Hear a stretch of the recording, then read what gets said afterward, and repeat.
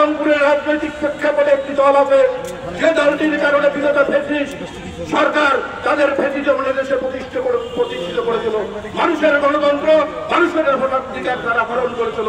সেই দলটি হচ্ছে রংপুরের দল, রংপুরের সওয়ালের দল হচ্ছে সেই দলটি হচ্ছে জাতীয় পার্টি।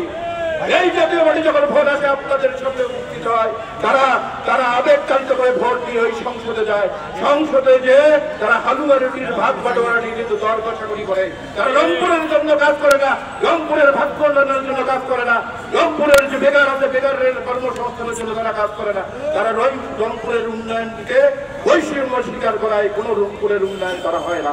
এই বন্ধুরা, এই যে বিগত নির্বাচনে তারা জনগণের সামনে গিয়েছিল, জনগণের কাছে গিয়েছিল, তারপরে কিন্তু তাদের আর দেখা পাওয়া যায় না।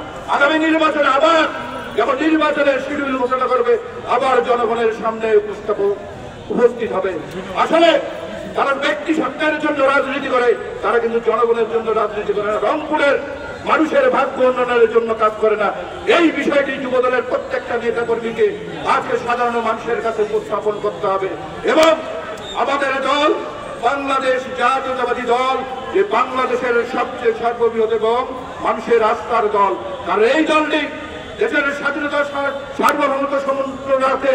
এই দলটি মানুষের জন্য কাজ করে, মানুষের ভাগ্য উন্নয়নের জন্য কাজ করে, দেশের অর্থনীতি সমৃদ্ধির জন্য কাজ করে।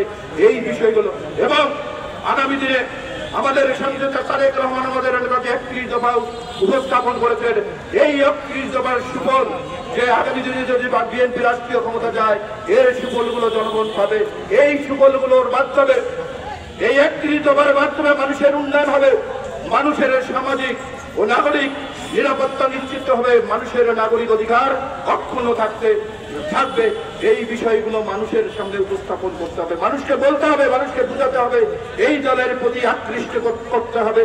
মানুষ যদি তাদের বিবেচনা করে, যদি তারা উপসংহারে যায়, অবশ্যই আগামী নির্বাচনে বাংলাদেশ জাতীয়তাবাদী দলের প্রতীক ধানের শীষে প্রতীক্ষা রায় দিবে। আপনারা করবেন।